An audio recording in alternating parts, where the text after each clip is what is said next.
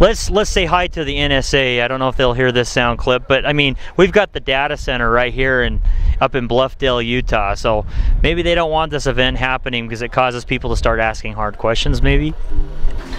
And I felt something. I didn't know what it was, but I turned around and there was a ship. And it was probably about 150 yards from me and probably about, I'd say 100 feet off the ground. And I thought it was looking at me. We exist to bolster and promote the folklore of UFOs.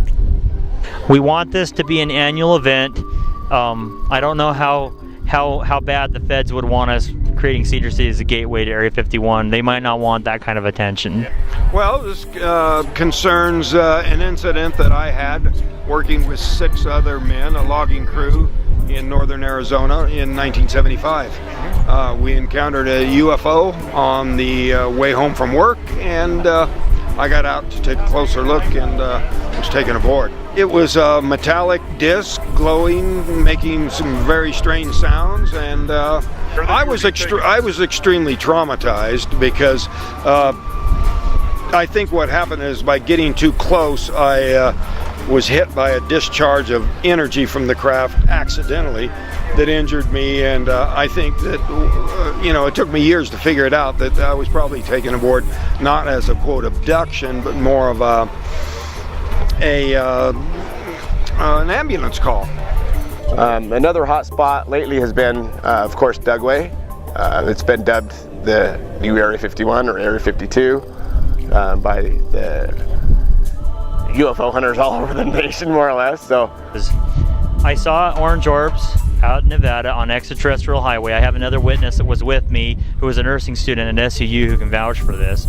We saw these orange orbs, and they were not flares because flares do not maneuver, and they don't disappear and reappear.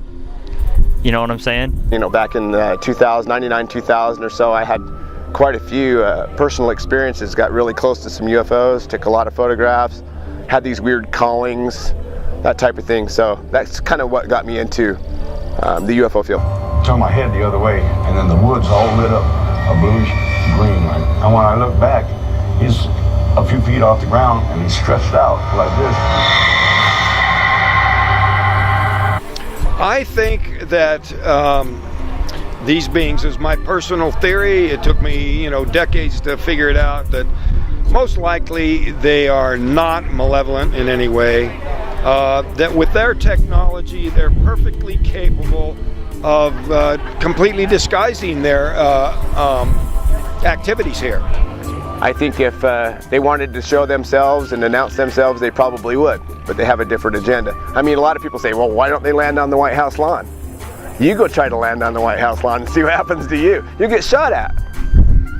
It was a mistake to get too close to that thing, and if I had it to do over again, I wouldn't get out of the truck.